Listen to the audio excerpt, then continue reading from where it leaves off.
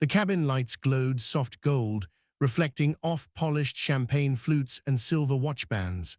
The hum of quiet luxury filled the air, low laughter, the rustle of silk, the clink of ice in crystal glasses. It was the sound of money, of people used to being above the rest. And then she walked in. Her steps were steady, unhurried. Navy blazer pressed to perfection, hair pulled back in a clean bun.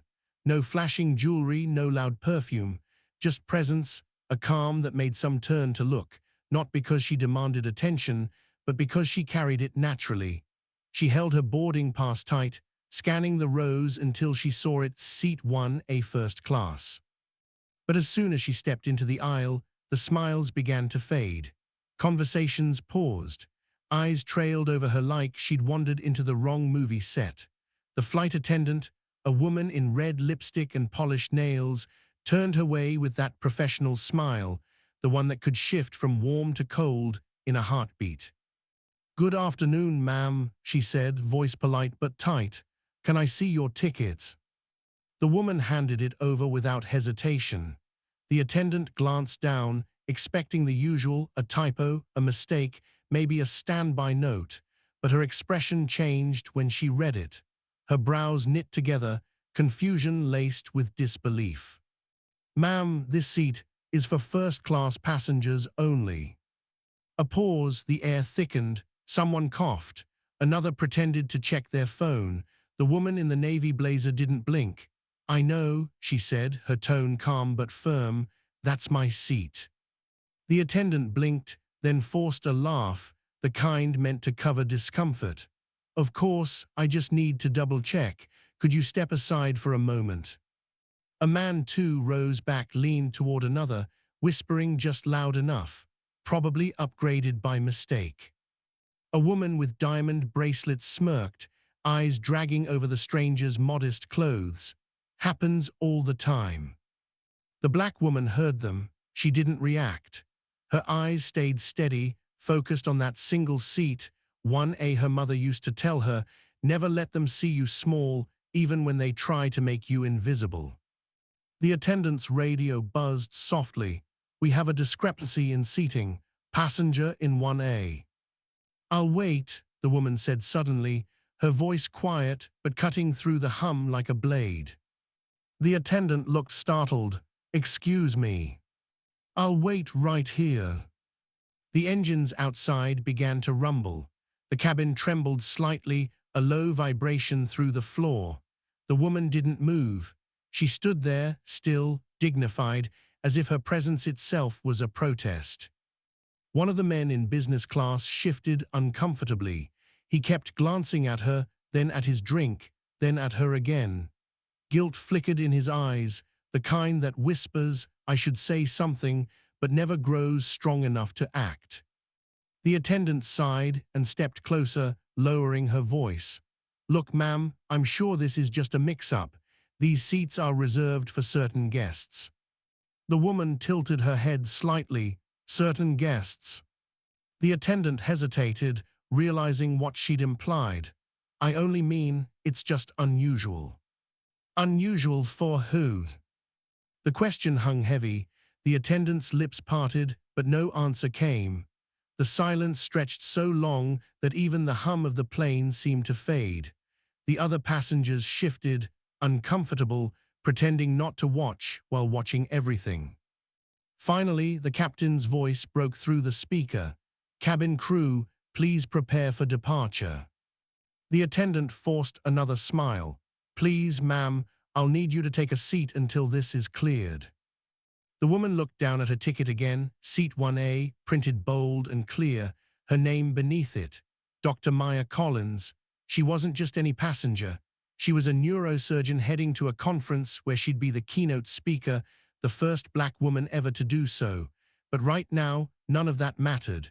All they saw was someone who didn't look like she belonged. Her voice came out soft, steady, almost like a whisper to herself. "I'll wait." And she did. She stood quietly by her seat as the rest of the cabin filled. Laughter returned in hesitant waves. A glass of champagne was poured, a camera shutter clicked, a diamond watch caught the light. Yet under all that shimmer, tension pulsed, an unspoken awareness that something wasn't right. The plane door sealed shut with a hiss. The engines roared louder, ready for takeoff. Still, Maya didn't move. Her hand rested lightly on the top of seat 1A, her eyes calm, her chin high.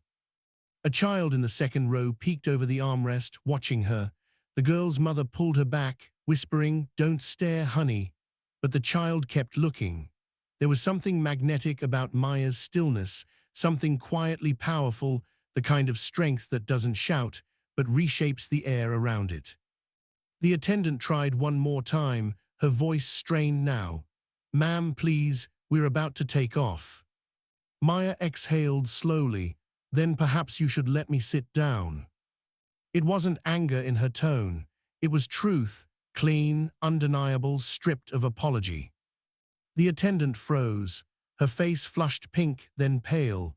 Slowly she looked down at the ticket again, tracing the name, Dr. Maya Collins.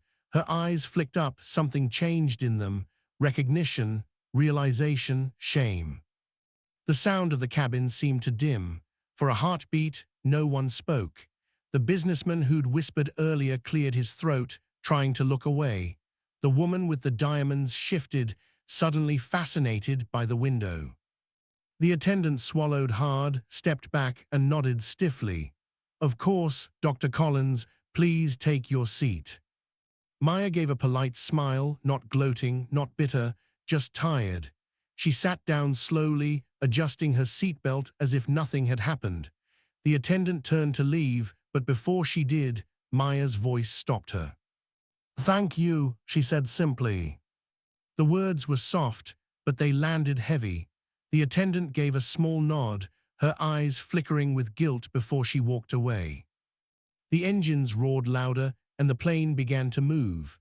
Maya looked out the window, city lights fading below. Her reflection stared back, calm, steady, unbroken. Around her, the passengers sat silent, trapped between discomfort and reflection. Because deep down, they knew what they'd just witnessed wasn't about a seat on a plane. It was about worth, who the world thinks deserves comfort, and who has to earn it twice over. As the plane lifted through the clouds, Maya whispered to herself, "I belong here." The words weren't for them. They were for her mother, her grandmother, every woman who'd been told to move to the back. And in that quiet assent, something shifted. Not in the sky, not in the engines, but in the hearts of everyone who had watched her stand her ground without ever raising her voice. The hum of the plane softened. The city lights vanished beneath the clouds. Dr. Maya Collins sat in seat 1A, hands folded in her lap, the world still trying to catch up to the truth she already knew. Dignity isn't given. It's claimed, quietly, firmly, and without permission.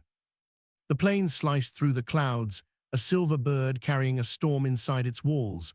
But the real turbulence wasn't in the air, it was in her chest. Dr. Maya Collins sat in silence, her back straight, her hands folded tightly over a crumpled piece of paper, her first-class ticket, the same one that just minutes ago had been questioned, doubted, and nearly denied. The whispers hadn't stopped. The humiliation hadn't faded. It lingered like smoke, invisible but choking. The man beside her shifted uncomfortably, pretending to scroll through his phone. The crew passed by, trays in hand, smiles pasted on, yet not one of those smiles met her eyes.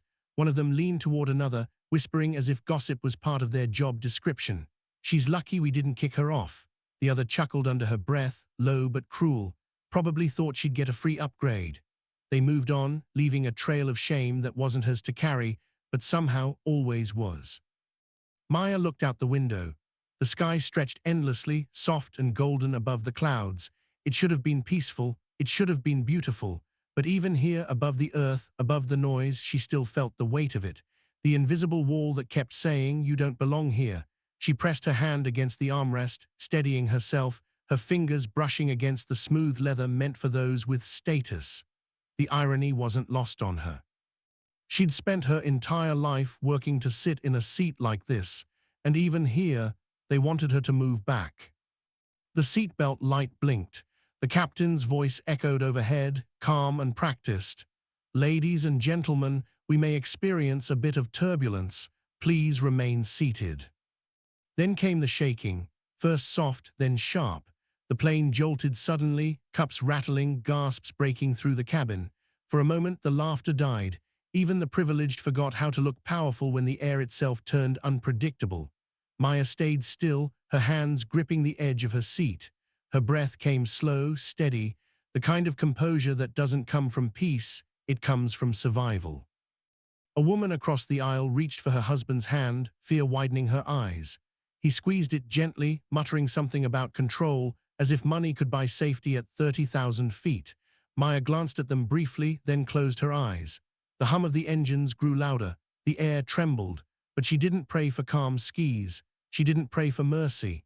She prayed for patience, the strength to keep her dignity intact in a world determined to take it from her. The shaking eased. The captain's voice returned, lighter now. "We should be through the rough patch shortly." Applause rippled through the cabin, the kind that wasn't really gratitude, just relief. The kind of clapping that made people forget their fear, their silence, their smallness. Maya didn't clap. She just opened her eyes again and watched the sunlight spill across the wing. Minutes passed, then a shadow fell over her. It was the flight attendant, the same one who had questioned her seat, her worth, her presence.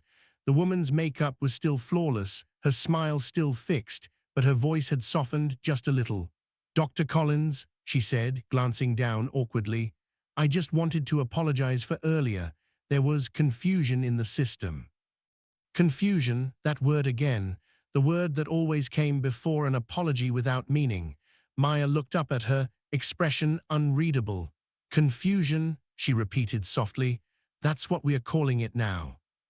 The attendant's smile faltered. I didn't mean to offend you. It's just protocol, you understand." Maya nodded slowly. "I understand, you were doing your job." Her voice was calm, steady, but underneath there was steel. "I've seen worse." The attendant blinked, unsure what to say next. Her eyes darted around, hoping someone would interrupt. No one did. The passengers pretended to read magazines, to sleep, to not hear. The silence was thick, uncomfortable. Maya could feel it pressing on her skin, crawling into her chest, but she didn't let it win. The attendant mumbled another "thank you" before walking away, her heels clicking down the aisle. Maya exhaled, her fingers uncurling around the wrinkled ticket. It was just paper, but right now, it felt like proof that she belonged, even when the world said otherwise. She glanced toward the man across from her, the one who had whispered earlier, who'd laughed when she was told to move. His eyes met hers for a second, just a second, and in that flash she saw it, guilt, shame, the quiet realization that silence doesn't make you innocent, it just makes you complicit. He looked away, pretending to adjust his seat. Maya leaned back, letting her head rest against the leather. She could still feel the echo of humiliation, the sting of every sideways glance. But beneath it, something new was stirring. It wasn't anger. It was fire, low, steady, unyielding, the kind that doesn't explode but burns until it changes something. Outside the window, the sky shifted from gold to blue to silver. Time moved slower up here. Maybe that was the point. Maybe the universe wanted her to sit in that silence long enough to remember who she was and why she could never let the world shrink her. In her mind, she heard her father's voice again. "They'll test you, Maya, not with words, but with moments. When they try to make you small, don't fight loud, just stand tall." She smiled faintly. That's what today had been, another test. Another moment meant to remind her of her place. Only this time, she'd rewritten the ending. As the crew returned to their routine, offering drinks and forced smiles, the same attendant approached once more. Her tone was different now, softer, maybe even sincere. "Can I get you something to drink, Dr. Collins?" Maya looked up, her eyes meeting hers directly for the first time. "No, thank you," she said. "I'm fine." But what she really meant was, "I've always been fine, even when you didn't see it." The attendant nodded, lingering for a heartbeat before moving on. The sound of footsteps faded again, and the cabin returned to its quiet rhythm. Maya turned her gaze back to the window. The clouds below looked soft, endless, like a world that could start over if it wanted to. She wondered how many times she'd have to prove her worth before the world stopped asking her to. But then again, maybe proving it wasn't for them. Maybe it was for her to remind herself that grace under pressure isn't weakness, it's power. The engines roared softly as the plane continued its climb.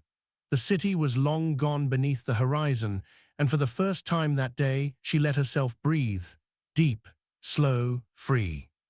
In that quiet moment, between sky and earth, between insult and dignity, Dr. Maya Collins made herself a silent promise. Next time, I won't just wait, I'll speak. And when I do, the world will listen.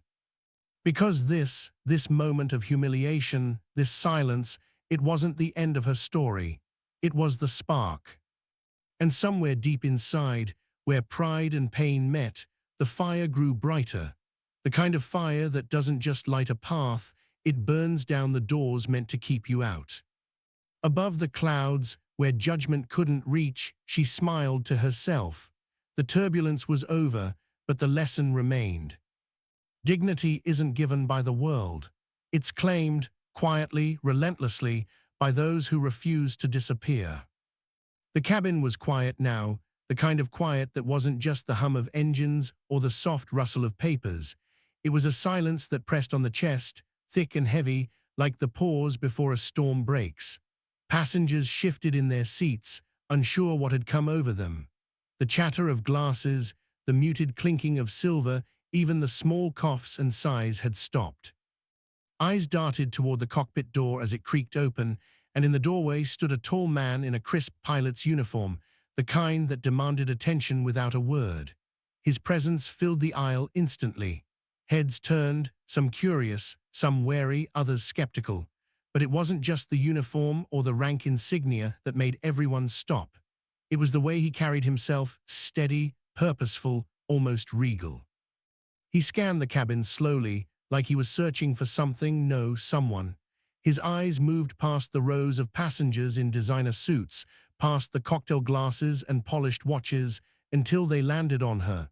And in that instant, the atmosphere shifted. The air seemed to hum differently, charged with expectation and disbelief. Maya Porter, Dr. Elaine Porter, to anyone who didn't know her casually, the black woman who had spent years quietly mastering the skis while others doubted her at every turn, felt the aisle open like a spotlight on her life. The murmurs started faintly, then died again as the pilot walked straight to her row without hesitation, shoulders squared, eyes locked on hers. "Excuse me, ma'am," he said, voice steady and calm, but carrying an authority that made the whispers stop entirely. "Are you Dr. Elaine Porter?" She looked up, startled, uncertainty flickering across her face for a brief moment. "Yes," she said, her voice firm but soft. The pilot's expression softened immediately. Something shifted in the line of his jaw, in the set of his shoulders. "I thought so," he said, the words slow, deliberate. "You were my instructor at flight school 15 years ago. You taught me everything I know about aviation." The cabin seemed to exhale. Gasps spread like wildfire, quiet but sharp. The flight attendants who had earlier questioned her presence froze in their steps, caught mid-motion, eyes wide. The woman with the polished red nails, the one who had almost ordered her to leave her seat, blinked rapidly, as if seeing her for the first time. Other passengers exchanged glances, their small judgments suddenly collapsing under the weight of recognition. There was disbelief in their eyes, yes, but also an unspoken shame. Dr. Porter felt her pulse quicken, but she remained seated, poised. Her hands rested lightly on her lap. The pilot's gaze held her firmly, unwavering, and in that moment, the air between them felt sacred. He wasn't just acknowledging her, he was honoring her. The kind of acknowledgement that erased years of being doubted, dismissed, and underestimated. Then in a gesture both simple and monumental, he raised his right hand and saluted her. Slow, deliberate, reverent. The motion was clear, undeniable, and it cut through the remaining air of discomfort like a blade. The entire cabin went silent.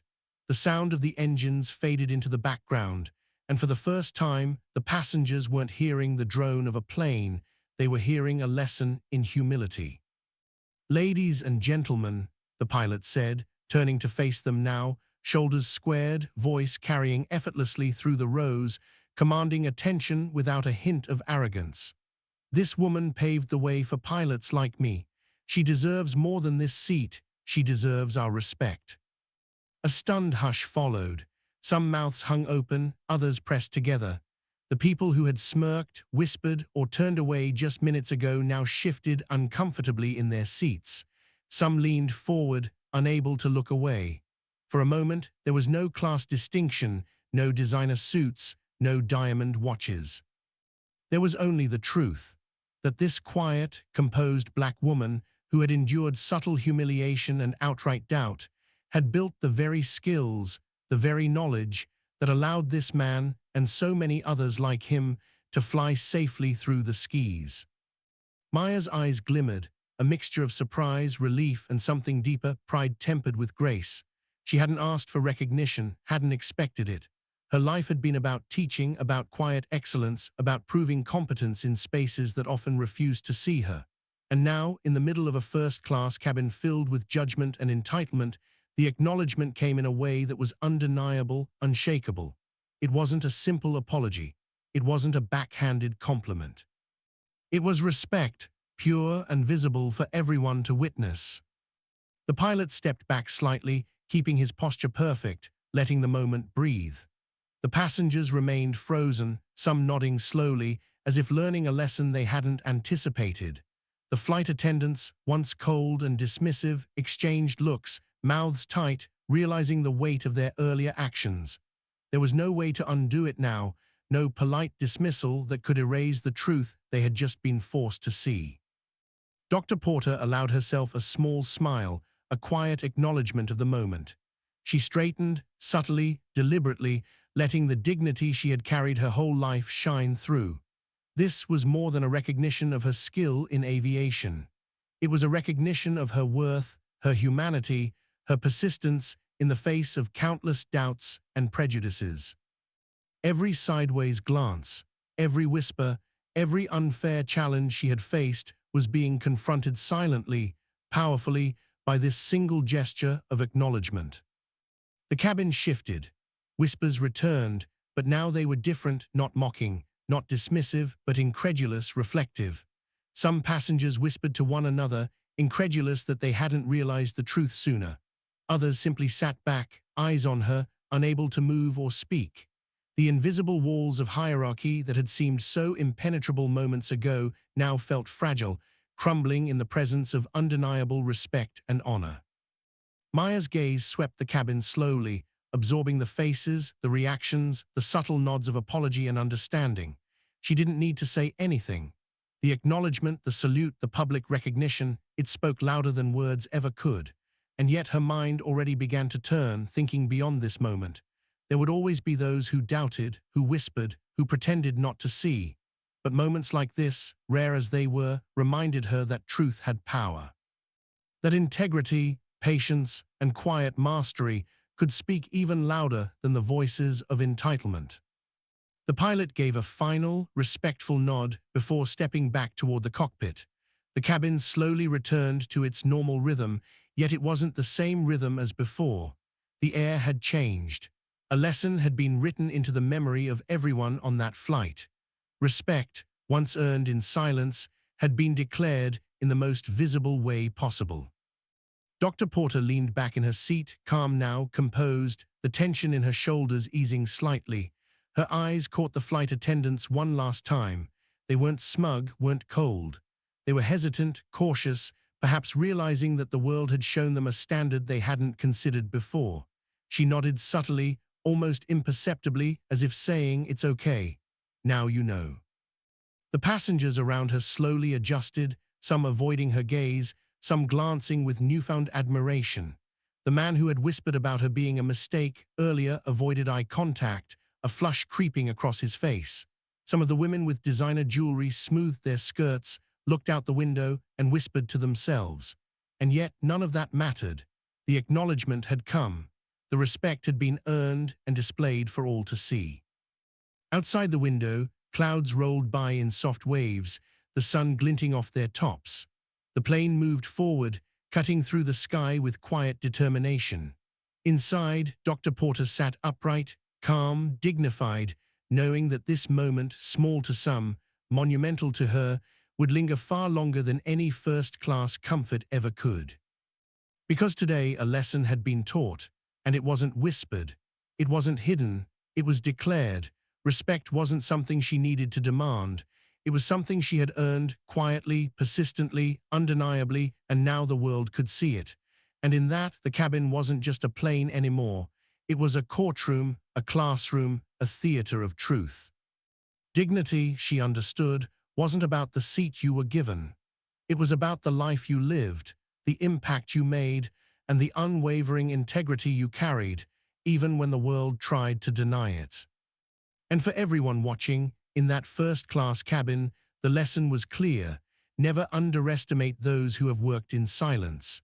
Their time to shine always comes, sometimes in a salute, sometimes in recognition, and sometimes in a moment that stops the world, if only for a heartbeat. The engines hummed, the clouds shifted, and Dr. Elaine Porter, quietly powerful, finally allowed herself a small, satisfied smile. The cabin was tense, the kind of tension that settled in the chest like a stone, heavy and unyielding. The attendants moved quickly now, their carefully constructed composure crumbling under the weight of the truth they could no longer ignore. Faces pale, hands trembling just slightly as if the air itself had grown heavier, they approached Dr. Elaine Porter with a sense of urgency that bordered on desperation. Their smiles, once cold and rehearsed, were now shaky, uncertain, and full of unspoken regret. "Dr. Porter," one began, voice tight, almost breaking, please return to first class. We want to make this right." She looked up at them, calm, steady, and something in her eyes stopped them mid-sentence. It wasn't anger, it wasn't bitterness, it was quiet, unshakable strength. Her lips curved ever so slightly, but she shook her head. "No," she said softly, each syllable deliberate, carrying the weight of years of endurance and silent battles. "I'm fine here." The words weren't a refusal out of spite. They were a refusal born of dignity, the kind that cannot be manufactured or demanded. It was her choice, and it reminded everyone watching that power isn't always about taking what's offered. Sometimes it's about standing firm in what you know you deserve. The pilot, standing near the front, stepped forward. His tall frame radiated authority, yet there was humility in the way he lowered himself slightly, kneeling almost in reverence. "Please," he said, voice steady, carrying both respect and urgency, "allow me the honor of giving you your rightful seat."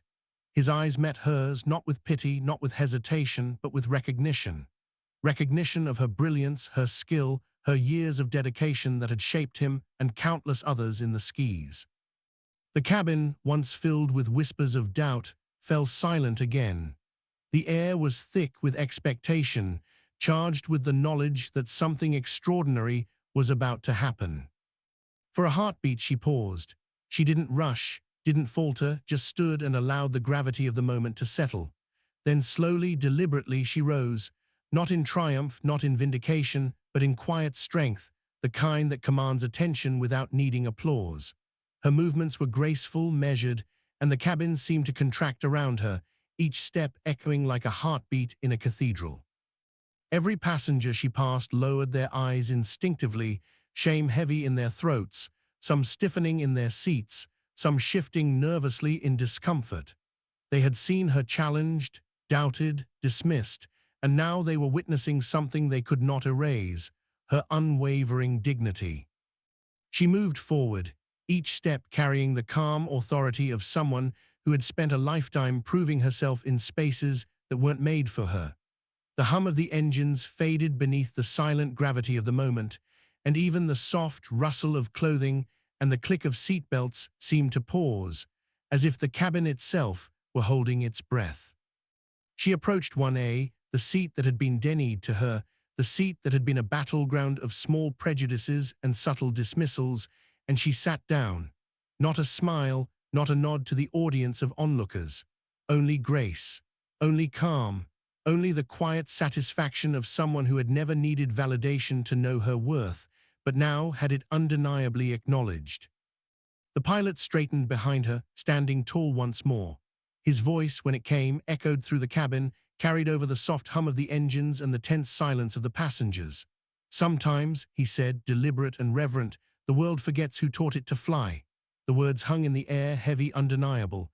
Some passengers shifted, their eyes wide. A few mouths opened slightly, unable to form the words, the truth of the statement striking them harder than any rebuke could. The cabin erupted in applause, hesitant at first, then growing louder, more genuine.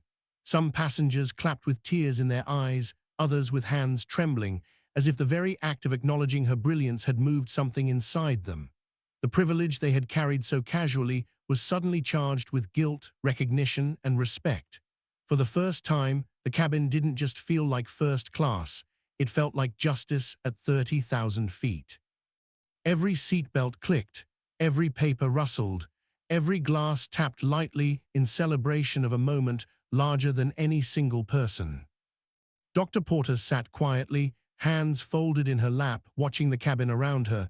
She didn't wave. She didn't shout. She simply allowed herself a moment to breathe, to feel the air shift around her. She could see the flight attendants, still stunned, faces flushed with realization, eyes softening with understanding. They had doubted her earlier, yes, but they were now forced to confront the truth of who she was.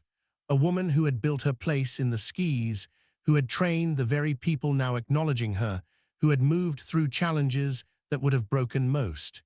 And yet she remained calm, unshaken, impossibly graceful. Some passengers stared, still processing. The man who had whispered derisively earlier avoided her gaze, unable to meet the truth he had ignored.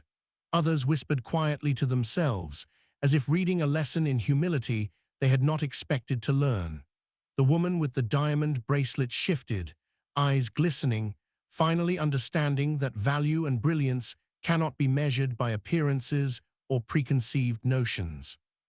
The cabin, once a theater of entitlement and doubt, had been transformed into a place of recognition, reverence, and moral clarity. The pilot returned to the front, eyes occasionally glancing back at her, a small nod of respect lingering in every gesture. The engines hummed, the plane glided smoothly, and the descent began. Outside the window, clouds stretched endlessly, painted gold and pink by the fading sun. Inside, the cabin moved in quiet rhythm, passengers still processing, still absorbing. The applause had faded, replaced by a contemplative silence that held more weight than words ever could. Dr. Porter allowed herself a small smile, subtle, almost imperceptible, but it radiated warmth and calm authority. She had claimed her seat. She had reclaimed her dignity. She had reminded the world, all of it, at once, that respect is not given lightly, that it is earned and recognized not through arrogance, but through quiet mastery, integrity, and patience. The cabin was still, yet no longer tense, no longer divided. In that single act of returning to her rightful place, she had leveled the imbalance that had been so obvious before. The class distinctions, the whispers, the subtle dismissals, all had dissolved under the undeniable truth of her presence. Passengers who had believed themselves untouchable now sat humbled, witnesses to a lesson in dignity and grace that they could neither ignore nor forget. The pilot's voice came over the speakers once more, calm, deliberate, filled with a kind of reverent authority. "Ladies and gentlemen," he said, "we are reminded today that those who teach, who guide, and who persevere quietly often shape the very world we move through. Let us honor them always." Some passengers wept quietly, tears tracing down their cheeks as they absorbed the weight of his words.